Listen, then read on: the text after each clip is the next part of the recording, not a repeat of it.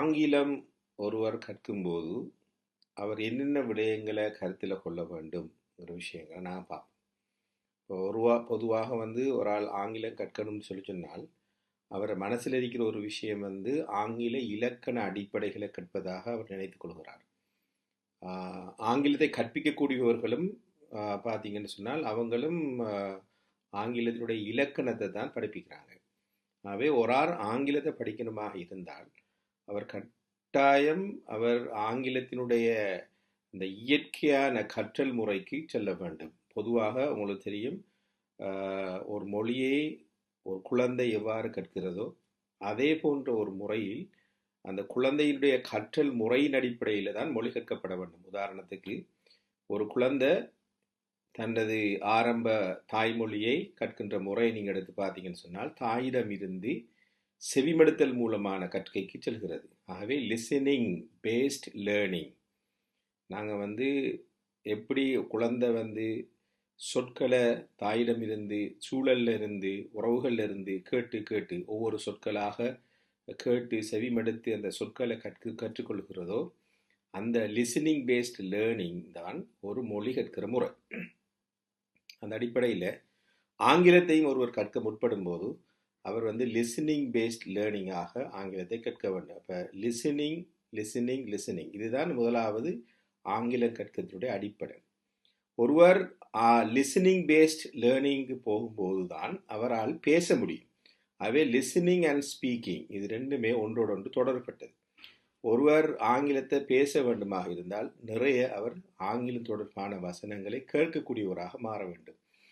அதே போல அந்த ஆங்கிலத்தை அவர் பேசும்போது அதை அவர் உரையாடல்கள் மூலமாக டெலிஃபோன் கன்வர்சேஷன் சொல்லக்கூடிய டெலிஃபோன் உரையாடல் மூலமாக அல்லது ஒரு கலந்துரையாடல் மூலமாக அல்லது ஒரு நேர்காணல் இன்டர்வியூ மூலமாக தனது விடயங்களை பகிர்ந்து கொள்ளக்கூடிய ஒரு சூழலை உருவாக்கும் போது அங்கு ஆங்கிலம் இலகுவாக கற்கக்கூடியதாக இருக்கும். அதில் குறிப்பாக ஆங்கிலத்தை பேசக்கூடியதாக இருக்கும்.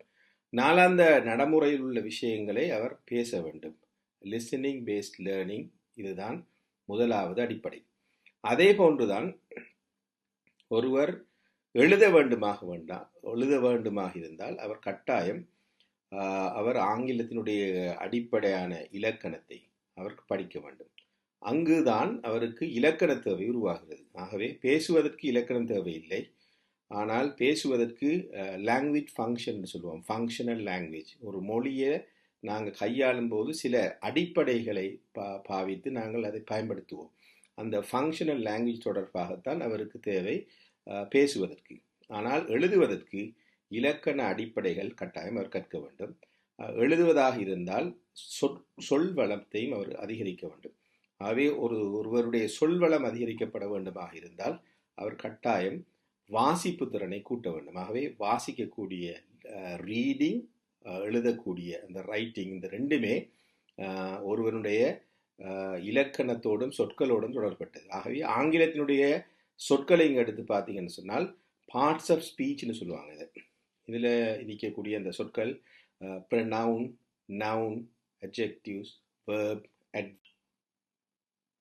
இந்த சொற்களை நீங்கள் எடுத்து பார்த்தீங்கன்னு சொன்னால் ஆங்கிலத்தினுடைய சொற்கள் அடிப்படையில் pronoun, noun, adjectives, verb, adverb, prepositions, conjunctions, determiners and exclamation சொல்லி இந்த சொற்கள் பல வகையில் இருக்குது. ஆகவே ஒருவர் சொல்லை படிக்கும்போது எல்லா வகையான சொற்களையும் படிக்க வேண்டும். அதில் குறிப்பாக இலக்கணத்தோடு தொடர்பட்ட அந்த pronoun, noun, adjective, verb, adverb, preposition, conjunctions தொடர்பட்ட இலக்கண அடிப்படைகளை அவர் அந்த சொற்களை படிக்கும் போதே படிக்க வேண்டும். இவ்வாறு தனது சொல்லாற்றலை ஒரு ஆள் விருத்தி அடைய செய்யும் போது அந்த சொற்களும் அந்த இலக்கண அடிப்படைகளும் அவருக்கு தனது மொழியை திறம்பட பேசுவதற்கு, எழுதுவதற்கு, வாசிப்பதற்கு, விளங்கிக் கொள்வதற்கு அது வழிவகுக்கும். உங்களுக்கு தெரியும், ஆங்கில இலக்கண அடிப்படையை ஒருவர் கற்க வேண்டுமாக இருந்தால் அவர் கட்டாயம் முதலாவது அவர் இந்த ஆங்கிலத்தினுடைய காலம், டென்ஸ்ன்னு சொல்லுவாங்க, இந்த காலத்தை அடிப்படையாக கொண்ட வசன அமைப்பு முறைகளுக்கு அவர் செல்ல வேண்டும். ஆங்கிலத்துடைய வசன அமைப்பு முறை தொடர்பாக நாங்கள் விரிவாக ஒரு விடயங்களை நாங்கள் பார்ப்போம் பின்பு. பொதுவாக வசனங்கள் எளிய வசனங்கள் சிம்பிள் சென்டென்ஸ்னு சொல்லுவோம், கம்பவுண்ட் சென்டென்ஸ், கம்ப்ளெக்ஸ் சென்டென்ஸ்னு சொல்லி இந்த வசன அமைப்பு முறைகள் இருக்குது. இந்த வசன அமைப்பு முறைகளை அடிப்படையாக கொண்ட இலக்கணங்கள் நாங்கள் கற்க வேண்டும். குறிப்பாக ரிலேட்டிவ் ப்ரொனவுன்ஸ், கன்ஜங்ஷன்ஸ் இவற்றை பாவித்து கம்பவுண்ட் கம்ப்ளெக்ஸ் சென்டென்ஸ்களை எப்படி உருவாக்குறது, டிரெக்ட் இன்டிரெக்ட் ஸ்பீச் எப்படி பாவிக்கிறது, அதே போல் இஃப் கண்டிஷன்ஸ் எப்படி பாவிக்கிறது இப்படின்னு சொல்லி ஒருவர் ஆங்கிலத்தை அதனுடைய இலக்கணத்தை அடிப்படையாக கொண்ட விடயங்களை அவர் கற்று அதனுடைய விடயங்களை தனது வாழ்வில் எழுத, வாசிக்க, பேச, விளங்கி கொள்ள அவர் பயன்படுத்தக்கூடியதாக இருக்க வேண்டும். ஆகவே அந்த அடிப்படையில் ஆங்கிலத்தினுடைய கற்றல் என்பது வெறுமனே இலக்கணத்தை கற்பதாக அல்லாமல் எழுத, வாசிக்க அவர் படிக்கிறது மாத்திரம் இல்லாமல் அவர் லிசனிங் அண்ட் ஸ்பீக்கிங்கிற அந்த பகுதியோட தொடர்பட்ட ஒரு கற்கையாக ஆங்கிலத்தை கற்க முற்பட வேண்டும். பொதுவாக இது கோர்ஸ்னு சொல்லுவாங்க, listening, speaking, reading, writing course.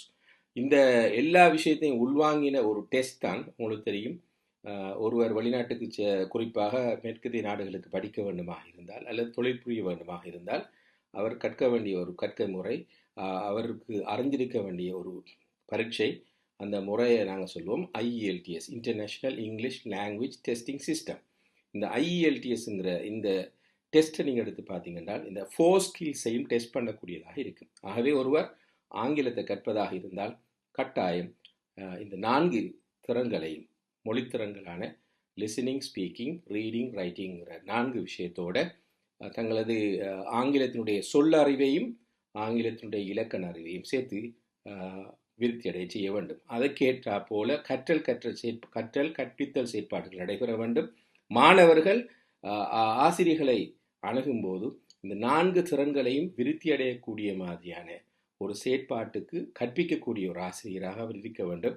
அவர் அவற்றை கற்பிக்க வேண்டும். இவ்வாறு மாணவர்கள் அந்த சூழலை உருவாக்கி கொள்ள வேண்டும். நன்றி.